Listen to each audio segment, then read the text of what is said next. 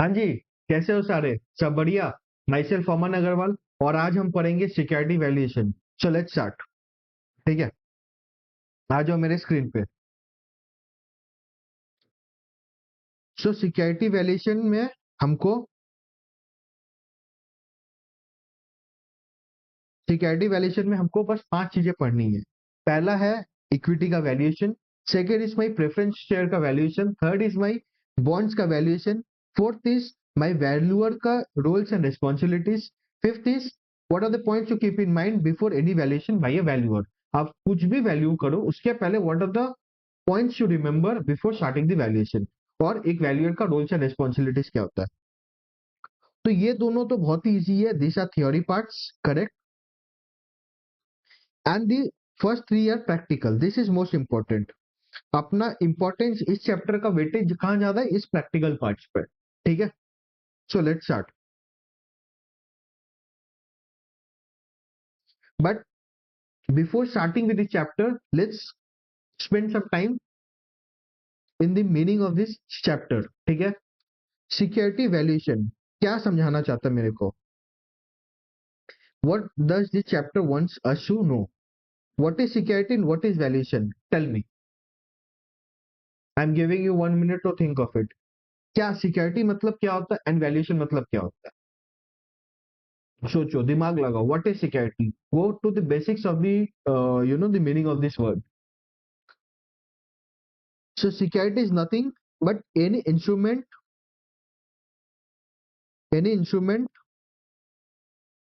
issued by a company or an organization. ठीक है, कोई भी इंस्ट्रूमेंट हो सकता है। वो इक्विटी भी हो सकता है, डिवेंचर भी हो सकता है, बॉन्ड्स भी हो सकता है, प्रेफरेंस शेयर भी हो सकता है, इक्विटी क्लास ए शेयर्स भी हो सकता है, वारंट्स भी हो सकता है, कुछ भी हो सकता है। वैल्यूएशन मतलब क्या? आप उसका भाव, ठीक है, आप उसका क्या करोगे? औकात पता करोगे। वैल्यूएशन मतलब इस सिक्योरिटी का, if I connect with this, इस इंस्ट्रूमेंट का, सपोज टाइटन का इक्विटी शेयर्स, ठीक है, इसका वैल्यू करो मतलब क्या? इसका औकात पता करो, इस कंपनी का आप औकात पता कर रहे हो। समझ आया? This is your chapter security valuation. मतलब बेसिकली आपको कोई भी सिक्योरिटी को वैल्यू करना है। ठीक है, बट वैल्यूएशन ऑफ प्राइस में there is a difference. Tell me what it is. You have to tell me. बताओ, सोचो। अरे गलत ही होगा ना, let's try. What is the meaning of valuation and what is the meaning of price?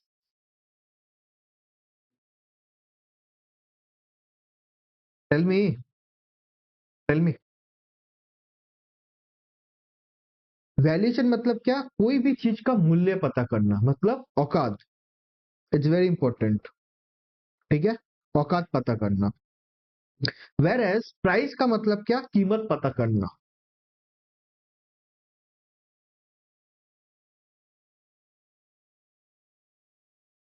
Price का मतलब क्या? कीमत पता करना।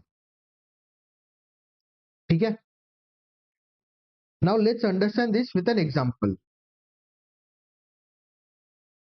सपोज टाइटन, टाइटन का price today it is 3700। The day I am recording the price is 3700। ठीक है, now price is same for everyone. मेरे लिए भी 3700 पे टाइटन मिलेगा, आपको भी 37 पे मिलेगा, एफ को भी 3700 पे मिलेगा, डी को भी मिलेगा, ईच एंड एवरी वन। कोई भी टाइटन का शेयर आज खरीदने जाएगा उसको 3700 में ही मिलेगा। This is price. So one thing to notice, price is same for every one.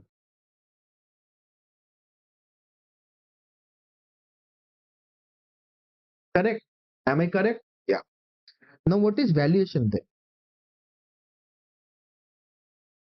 Valuation is nothing but a story of this company. ठीक है, valuation can be different for each and every one. Valuation is the perception by someone for something. क्या है valuation? Valuation is a perception of something by someone.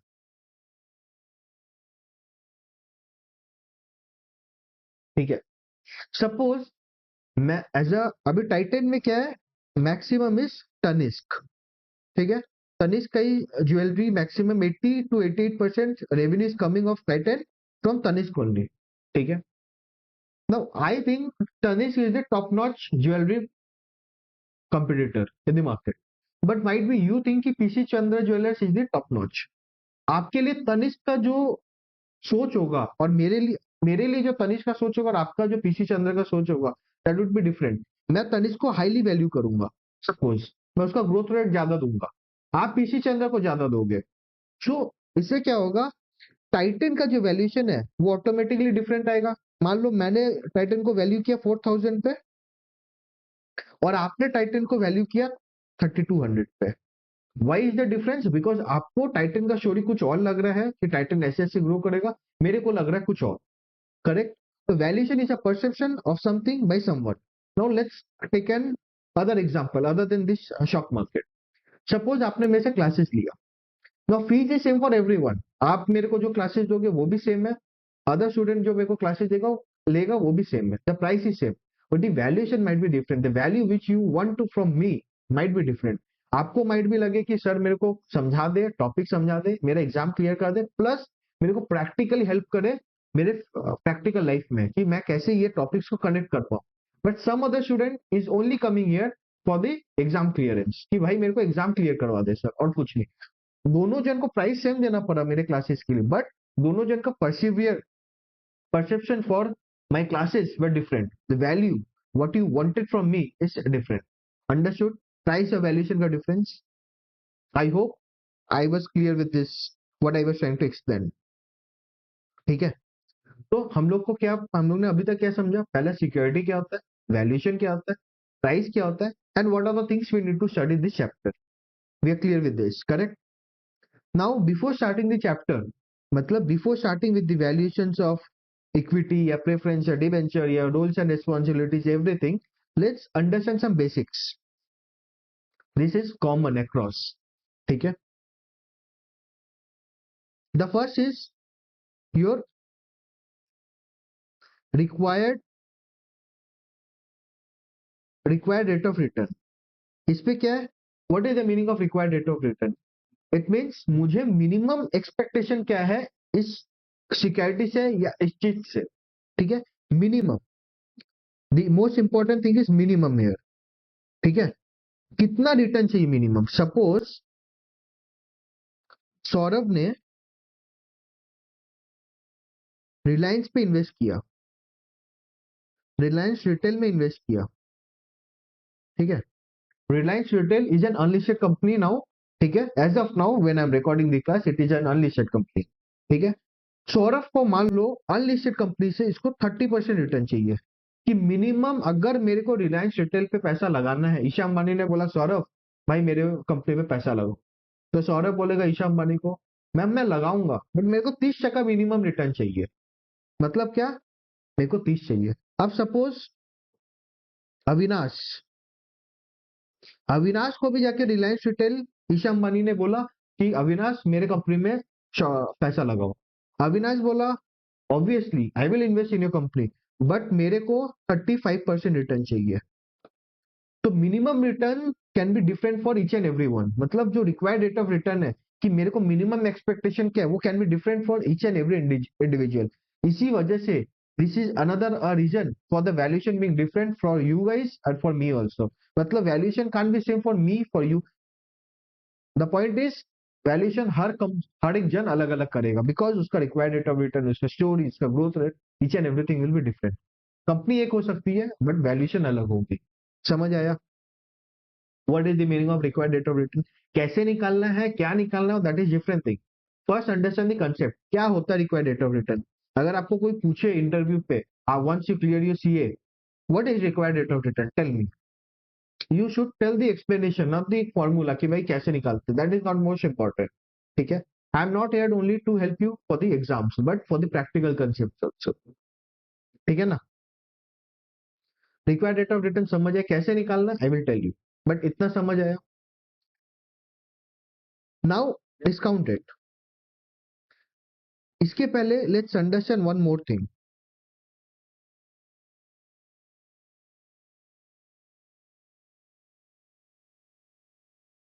Discount rate के पहले और एक चीज समझते हैं. एक है टाइम वैल्यू ऑफ मनी.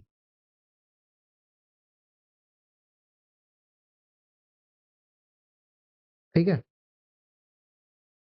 मान लो आज 0th डे है, ठीक है, एंड ये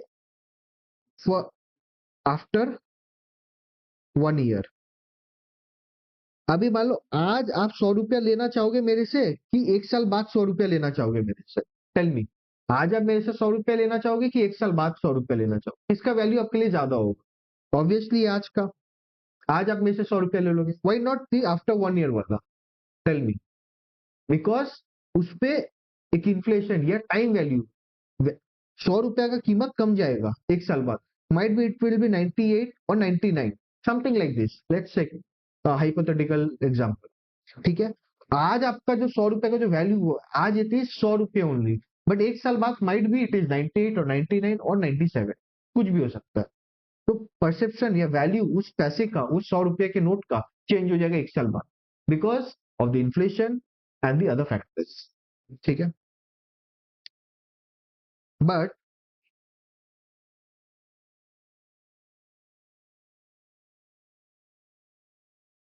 ठीक है, अब मान लो आपको पता है normally for the EPC contracts also, अगर आपको पता कंस्ट्रक्शन जो कंपनीज होती हैं जैसे आरबीएनएल, ये सब जो रेलवे प्रोजेक्ट्स लेते हैं, गवर्नमेंट प्रोजेक्ट्स, ईपीसी कॉन्ट्रैक्ट्स, ठीक है, earning engineering procurement and commissioning project जो भी करते हैं, इनका रेवेन्यू ऑलमोस्ट पता रहता है कि ऑर्डर्स जो मिलते हैं उस हिसाब से। सपोज उसको पता है कि फर्स्ट ईयर पे 100 CR मिलने वाला है, सेकेंड ईयर पे 300 CR मिल रहे हैं, ठीक है, आरबीएनएल का एग्जाम्पल दे रहे हैं। आप मान लो इस कंपनी को वैल्यू कर रहे हो, आज वैल्यू कर रहे हो,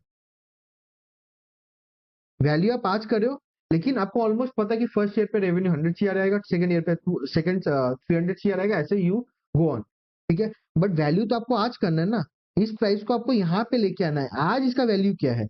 1 साल बाद इसका value 100 crore, I can understand. 1-2 साल बाद 300 करोड़ है, बट आज इसका वैल्यू क्या है?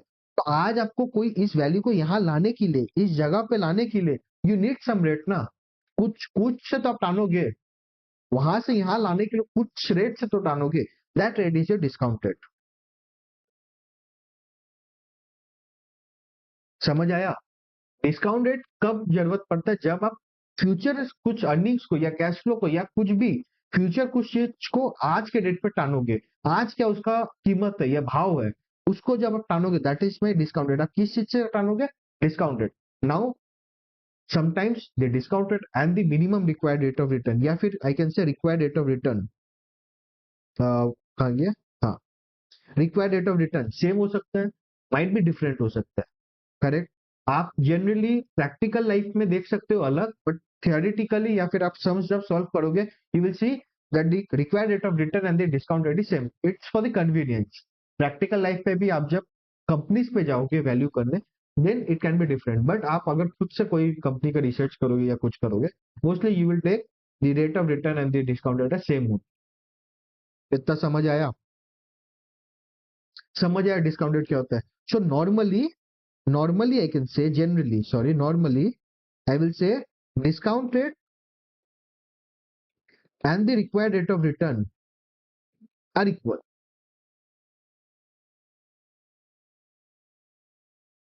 ठीक है, generally we will say this.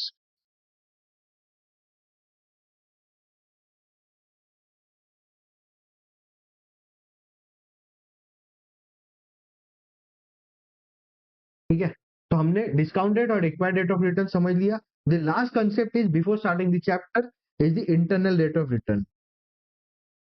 Internal rate of return ये समझना बहुत जरूरी है। Internal rate of return, what is the meaning of internal rate of return? वो रेट जो मेरे प्राइस को, आज के प्राइस को प्रेजेंट वैल्यू से बराबर कर देगा। मतलब today's price P0, if I will say P0 will equalize my future cash flows, वो जो पीवी, मतलब मैं जो डिस्काउंट रेट से टानूंगा, मैं जो डिस्काउंट रेट आपको बोल रहा था ना, अभी आपको जो समझाया डिस्काउंट रेट, वो डिस्काउंट रेट मतलब दिस इज माय आईआरआर, मैं ऐसे रेट से टानूंगा जो कि मेरे फ्यूचर कैश फ्लो या फ्यूचर अर्निंग्स आज के प्राइस से इक्वल हो जाए। समझ आया? अगर मैं आपको ये एग्जांपल बताऊं, सपोज 100 CR 300 CR था, मैं बोल रहा हूँ आज प्राइस है 97 CR, मान लो। अच्छा, कलर चेंज कर देते हैं। मान लो आज प्राइस है 97 सीआर, मैं बोल रहा हूँ मैं ऐसे रेट, ऐसे डिस्काउंट रेट से इसको टानूंगा, ये दोनों फिगर्स को, that it equalises with 97 CR, might be suppose 12%, ठीक है, IRR. So this is my IRR. IRR और डिस्काउंट रेट में समझ आया डिफरेंस क्या? It is very thin difference. IRR मेरे आज के प्राइस को फ्यूचर कैश फ्लो से इक्वल कर देगा। Future cash flows not future, PV of the future cash flows, present values. Discount rate मतलब क्या? मैं फ्यूचर कैश फ्लोज को एक रेट से टानूंगा मैं आज के प्राइस जानने के लिए, ठीक है। डिस्काउंट रेट से आपको पता चलता है कि आपका कंपनी अंडर वैल्यूड है या ओवर वैल्यूड है या फेयरली वैल्यूड है। ये भी अगर मेरे को आपको समझाना हो, सपोज आपने डिस्काउंट रेट 10% लिया, ठीक है, आपका प्राइस P0 इज मान लो 100, आपका वैल्यू आया V0, suppose take it as V0, आपका आया 120, मतलब सपोज कंपनी है एक्स, एक्स कंपनी का डिस्काउंट रेट आपने 10% लिया, उसका आज का प्राइस है, मार्केट में भाव है 100 रुपया, बट आप उसका 10% डिस्काउंट रेट से उसका वैल्यू निकाले हो 120, तो आपका कंपनी अंडर वैल्यूड है या ओवर वैल्यूड? अंडर वैल्यूड मतलब आपका मार्केट में दाम कम है, ओवर वैल्यूड मतलब आप दाम हाइप है आपका कंपनी का, आपने का शेयर ज्यादा दाम पे बिक रहा है, नहीं ना? आज क्या है आपका कंपनी, क्या है? Tell me. आपका कंपनी अंडर वैल्यूड है, करेक्ट, आपका कंपनी अंडर वैल्यूड है, मतलब आपका company is good to invest normally, अगर कीपिंग अदर थिंग्स कांस्टेंट, ठीक है। अगर मान लो आपने ऐसा कोई रेट से, मान लो 12% रेट से टाना, और आपका P0 is equal to 120 and V0 is equal to 120, ठीक है, ये जो 12% है this is my internal rate of return, मतलब मैं ऐसे रेट से ये वैल्यू को टानूंगा कि ये मेरे प्राइस से इक्वल हो जाए। मान लो मेरा प्राइस था 100 ना, तो 100 ही पकड़ लेते हैं।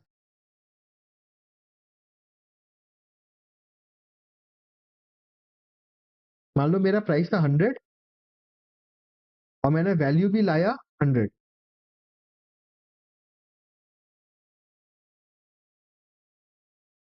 ठीक है, तो मैंने 12% रेट से ऐसे रेट से टाना कि मेरा वैल्यू भी 100 आ गया, प्राइस भी 100 था। समझ आया? This is my internal rate of return. इतना समझ आया? Let's again recap, it's very easy.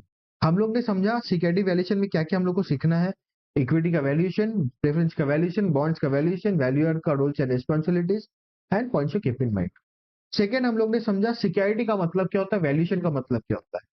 Third हमने समझा कि सिक्योरिटी प्राइस और वैल्यूएशन का डिफरेंस क्या है। दिस इज वेरी इंपॉर्टेंट, आधे लोग को पता नहीं है, सीए बन गए हैं, सीएफए हो गए हैं, लेकिन प्राइस और वैल्यूएशन का डिफरेंस नहीं पता। आई थिंक मेरे व्यूअर्स को पता होना चाहिए, मेरे बच्चों को पता होना चाहिए कि प्राइस और वैल्यूएशन का डिफरेंस क्या होता है, correct.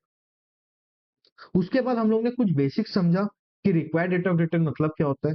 It can be different for different individuals, ठीक है, ऐसा नहीं कि मेरे को अगर लगता है कि टाइटन से मैं 12% मिनिमम चाहिए, आप भी वही चाहिए होगा, आपको माइट भी 15% चाहिए होगा, बिकॉज आपका रिस्क, आपका प्रेफरेंस अलग हो सकता है। It depends on my risk ने, my riskiness, my preferences, my the story about this company, everything इस सब पे डिपेंड होता है। सेकेंड हमने समझा डिस्काउंट रेट क्या होता है, ठीक है। थर्ड हमने समझा कि इंटरनल रेट ऑफ रिटर्न क्या होता है, और फोर्थ हमने समझा कि डिस्काउंट रेट और इंटरनल रेट ऑफ रिटर्न में डिफरेंस क्या होता है, करेक्ट। आज के लिए इतना ही, मिलते हैं नेक्स्ट वीडियो में। वीडियो अच्छी लगी हो तो लाइक करें, कमेंट करें और सब्सक्राइब करें चैनल को for more such great contents. और हाँ, एंजॉय करें और क्यूरियस रहे, क्योंकि curiosity will help you grow more.